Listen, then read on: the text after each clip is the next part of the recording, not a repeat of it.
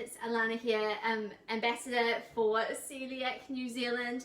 I thought today I would do a quick session on how to swap gluten-containing foods out of your diet if you've just been diagnosed with celiac disease. So I'm going to go through some of our household staples, our favourites, and just give you some pointers on how to find your gluten-free options. So first off, we're going to start with bread. So there's heaps and heaps of gluten-free bread options on the market. They're not all made equal, so make sure you explore a few brands until you find one you like. And you might also find that you prefer your gluten-free bread in the form of toast, or a toasted sandwich, or turning it into garlic bread, stuff like that. So explore the different brands of gluten-free breads. You'll find these either in the bread aisle or in the gluten-free / health foods aisle. Okay, so if you are a cereal lover and you've been eating muesli or some form of rice puffs or something like that, then often you'll need to check the packet. Not all cereals are gluten-free. Lots are made with an oat or wheat base. So you're going to want to look for sort of a gluten-free option. These are gluten-free wheat bix. There's lots of gluten-free cereals available too. Healtheries have some gorgeous muesli, which is out of stock in my supermarket at the moment. Otherwise, I would have shown you. So make sure you explore your gluten-free cereal options. If you love your oats and you're still looking for sort of a hot, creamy breakfast option, then try looking at something like rice flakes. You can cook these in, a couple of minutes with your milk, and you'll get a creamy sort of porridge-like breakfast to explore. You can also turn things like quinoa or millet or buckwheat into gluten-free porridge options too. Now, you're going to either love this or hate this, but if you're a Vegemite lover, then either look for a gluten-free Vegemite, they have bought one out, or a gluten-free veggie spread. There's a couple of different options available on the market now, and they make it a really good replacement. So you can still have your gluten-free Vegemite and cheese toasties using your gluten-free bread, your cheese, and your gluten-free spread. Now let's talk lunchboxes. So if you've got little ones who are transitioning onto a gluten-free diet, or perhaps you like a sneaky snack of potato chips, then you are going to need to look for a dedicated gluten-free option. Bluebird have just brought out some amazing gluten-free potato chips, so look out for their range, and there's a few other brands available on the market too.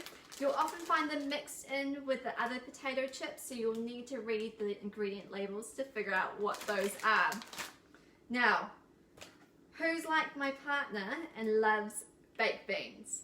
Baked beans are awesome, and they're a fantastic source of fibre, so they're great to include on your gluten-free diet.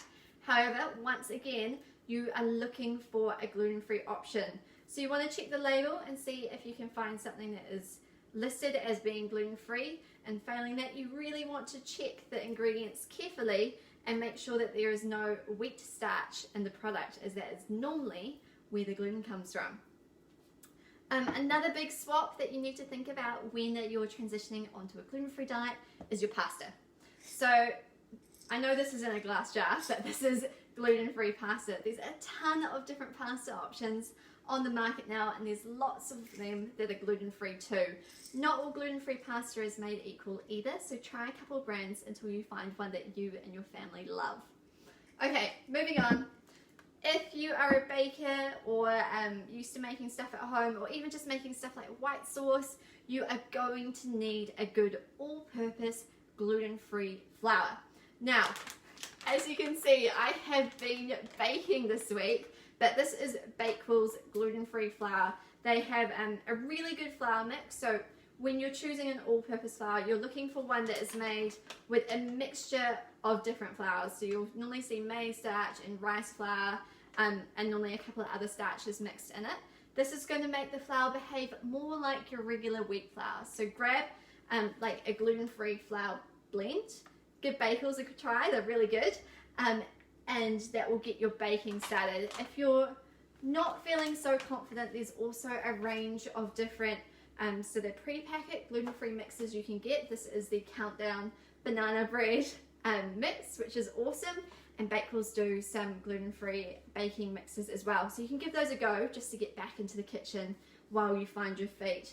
Now finally, another really big source of gluten in our diets comes from things like crumbed chicken or pies, or crumbed fish, battered fish, stuff like that. So you're going to have to look for your gluten-free options for those as well. There's normally some great products that you can find in the freezer section of your local supermarket, just like this one here.